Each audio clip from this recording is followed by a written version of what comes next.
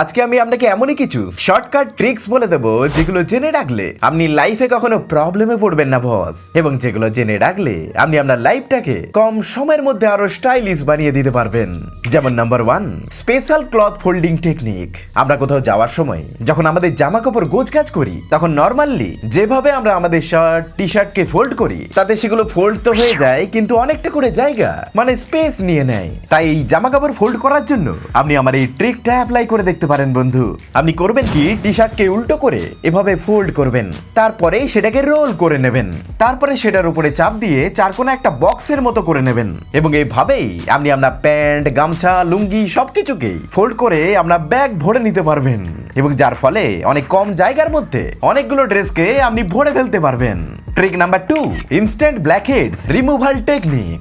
নাকে এরকম ব্ল্যাকহেডস এর প্রবলেম অনেকেরই থেকে থাকে। তাই ধরুন আপনি কোনো স্পেশাল ইভেন্টে যাবেন, কিংবা ধরুন কোনো বিয়ে বাড়িতে যাবেন, কিংবা আপনার গার্লফ্রেন্ডের সঙ্গে ডেটে যাবেন, এরপরে হাতে সময় কম, তাহলে এমন অবস্থায় এই কম সময়ের মধ্যে আপনি ইনস্ট্যান্ট এই নাকের ব্ল্যাকহেডস গুলোকে রিমুভ করবেন কিভাবে, আমি আপনাকে একটা দারুণ ট্রিক বলে দিচ্ছি। এমন অবস্থায় আপনি ফেভিকল নিয়ে নাকের উপরে লাগাতে পারেন বন্ধু। এরপরে যখন সেটা আপনার নাকের উপরে শুকিয়ে যাবে তখন ধীরে ধীরে সেগুলোকে রিমুভ করে নেবেন, তাহলেই আপনার নাকের ব্ল্যাকহেডস গুলো ধীরে ধীরে চলে যাবে।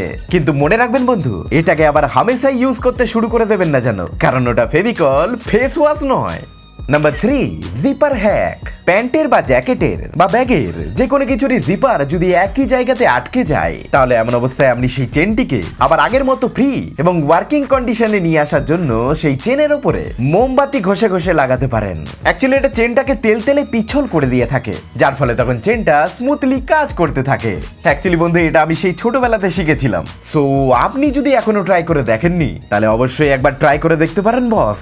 Number 4, shoelace hacks. আপনার কি এক জোড়াই জুতো রয়েছে যেটাকে পড়ে পড়ে আপনি বোর হয়ে গেছেন, নতুন কিছু ট্রাই করতে চাইছেন কিন্তু পকেটে পয়সা নেই, মানে আমার মতো আর কি। এমনটা যদি হয় তাহলে আমার এই ট্রিকটা আপনি অ্যাপ্লাই করে দেখতে পারেন বন্ধু। আপনার কাছে যে স্বাধীর একজোড়া শুজটা রয়েছে তার লেস বাঁধা স্টাইলটাকে আপনি বারবার চেঞ্জ করতে থাকবেন। ইন্টারনেটে আপনি এমন অনেক ভিডিও পেয়ে যাবেন যেখানে বিভিন্ন স্টাইলে জুতোর লেস বাঁধার টেকনিক শেখানো হয়, সেখান থেকেই আপনি অনেক রকমের আইডিয়া পেয়ে যাবেন এবং সেই সঙ্গে আপনি এটা অ্যাপ্লাই করে দেখতে পারেন। আপনি করবেন কি, দুরকম কালারের ডিফারেন্ট টাইপের শু লেস কিনবেন এবং তারপরে সেগুলোকে এভাবে বাঁধবেন, তাহলেও কিন্তু আপনার জুতোটা দেখতে একটু ডিফারেন্ট লাগবে, মানে নতুনের মতো লাগবে আর কি, যাতে আপনার বোরও লাগবে না। Number 5, face structure hack. আমরা অনেকেই চাই যে আমাদের ফেস স্ট্রাকচারটা মানে আমাদের মুখের থোবরাটা স্টাইলিশ হবে, অ্যাট্রাকটিভ হবে এবং কুল হবে, কিন্তু সবাই তো আর পারফেক্ট ফেস নিয়ে জন্মায় না। কেউ কুল হয় তো কেউ কুল হয় না, কিন্তু তাও কোনো দেশি জুগাড় তো চালানো যেতেই পারে, তাই না? তাই আপনি করবেন কি, চশমার দোকান থেকে আপনার ফেসের সঙ্গে ম্যাচ করে কোনো স্টাইলিশ এবং কুল দেখতে চশমা কিনে নেবেন। অ্যাকচুয়ালি চশমা আমাদের মুখের স্ট্রাকচারটাকে কিছুটা চেঞ্জ করে দেয়, তাই চশমাটা যদি কুল হয় তাহলে আপনাকেও দেখতে কুল লাগবে তখন। তবে মনে রাখবেন বন্ধু, আপনার ফেসের সঙ্গে ম্যাচ করে মানে আপনার মুখের স্ট্রাকচারের সঙ্গে ম্যাচিং করে তবেই কিনবেন, নাহলে আপনাকে কিছুটা এরকম ধরনের দেখতে লাগবে।